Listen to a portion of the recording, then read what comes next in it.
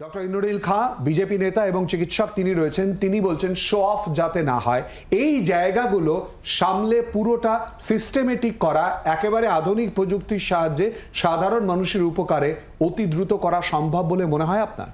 অবশ্যই সম্ভব এবং তার চেষ্টা শুরু হয়েছে, যার ফলাফল আমরা দেখতে পাচ্ছি, যে কারণে আমরা আলোচনায় এসেছি। আমি সপ্তর্ষির মতো এতটা নিরাশাবাদী নই যে আগে থেকে পলিটিক্যাল অ্যাস্ট্রোলজির মতো বলবো যে এই সিস্টেমটা কতদিন চলে বা চলবে কিনা। অবশ্য সপ্তর্ষির যথাযথ কারণ আছে, কারণ 93 সালে যখন রেফারেল সিস্টেম চালু হয়েছিল তারপরে রেফারেল সিস্টেম বন্ধ হয়ে গেছিল, সেই কারণে হয়তো সিঁদুরে মেঘ দেখে এই আশঙ্কা করছে।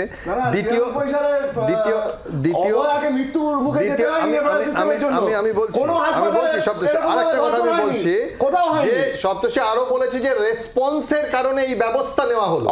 আজকে যদি রেসপন্সের কারণে এই ব্যবস্থা নেওয়া হয় তাহলে ডাক্তারদের যে আন্দোলন প্রতিবাদটা যেখান থেকে দাবি উঠছে সেটাও তো রেসপন্সের জন্য, অভয়ের মৃত্যুর জন্য এটা হলো। তাহলে এতদিন ডাক্তাররা এই দাবি করেননি কেন? তাহলে এতদিন তো দাবিটা তোলা উচিত ছিল, জাস্টিফাইড ছিল।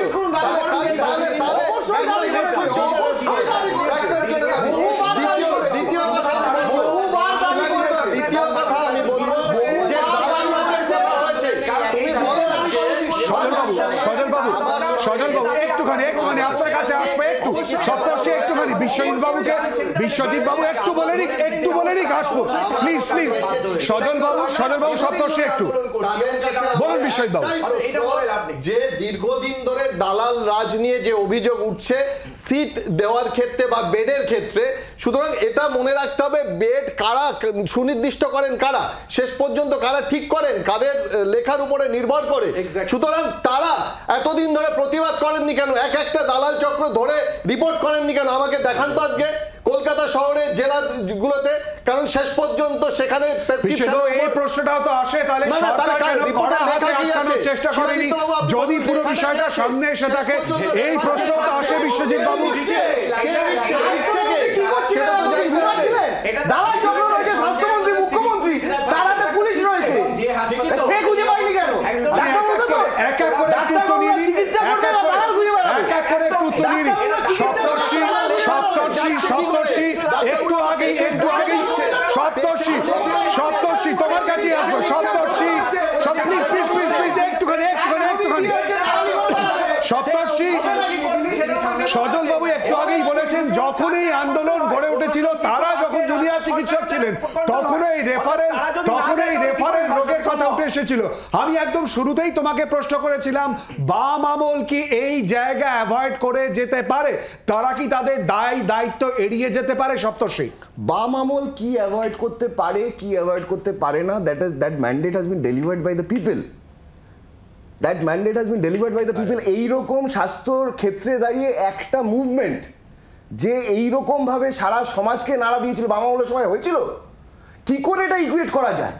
একটা সরকারি হাসপাতালের মধ্যে একজন কর্মরত চিকিৎসক তিনি রেপড হচ্ছেন, মার্ডার হচ্ছেন, তার রেসপন্সে একটা মুভমেন্ট তৈরি হচ্ছে, যার 1 নম্বর দাবি হচ্ছে তার মৃত্যুর বিচার, তার সঙ্গে আরো 8টা দাবি, যে দাবিগুলো অন্যভাবেও ডাক্তারবাবুরা অনেকবার তুলেছেন কিন্তু মমতা বন্দ্যোপাধ্যায় শোনেননি, সেটার সাথে বাম আমলকে যদি মেলানো হয়, এটা this is chalk and cheese being mixed together, এটা হয় না। ডক্টর বিশ্বাস, এই জায়গায় দাঁড়িয়ে আপনার প্রতি যে প্রশ্ন ইতিমধ্যে বিশ্বজিৎ বাবু ছুড়ে দিয়েছেন যে যদি দালাল চক্রের বিষয় সামনে এসে থাকে, আপনারা সামনে আনেননি কেন? এতদিন সামনে আনেননি আপনারা? এটা অত্যন্ত ভুল তথ্য। আমরা সার্ভিস ডক্টরস ফোরামের পক্ষ থেকে দীর্ঘদিন ধরে আন্দোলন করছি। দালাল চক্র হচ্ছে আমাদের 1 নম্বর দাবি থাকে যে হাসপাতাল থেকে দালাল চক্র মুক্ত করতে হবে, এবং আমাদের যারা ডাক্তার, নার্স, যারা স্বাস্থ্যকর্মীরা আছে আমাদের সংগঠনের সমর্থক বা বিভিন্ন সংগঠনের এবং যেসব ডাক্তাররা রয়েছে, তারা বারংবার কিন্তু এই দালাল চক্রের বিরুদ্ধে অভিযোগ করেছে এবং প্রত্যেকটা হাসপাতালের কর্তৃপক্ষের কাছে অভিযোগ করেছে। এখানে একটা জিনিস বুঝতে হবে, ডাক্তার, নার্স, স্বাস্থ্যকর্মীরা কিন্তু এগুলো নিয়ন্ত্রণ করে না। হাসপাতালে কোন রোগী বেড পাবে, কে পাবে না, সেটা কিন্তু আলটিমেটলি সেখানকার অ্যাডমিনিস্ট্রেশন এবং শাসক দলের নেতা, চেয়ারম্যান হয়ে থাকে, এবং তারা যা ইনস্ট্রাকশন দেয়, আজকে সেখানকার যারা অ্যাডমিনিস্ট্রেশন রয়েছে তারাই হচ্ছে যা নির্দেশ দেয়, সেটা উনি একদম অ্যাডমিনিস্ট্রেশন ছাড়া সেখানে বাংলার আওয়াজ, বাঙালির আবেগ, জি 24 ঘন্টা।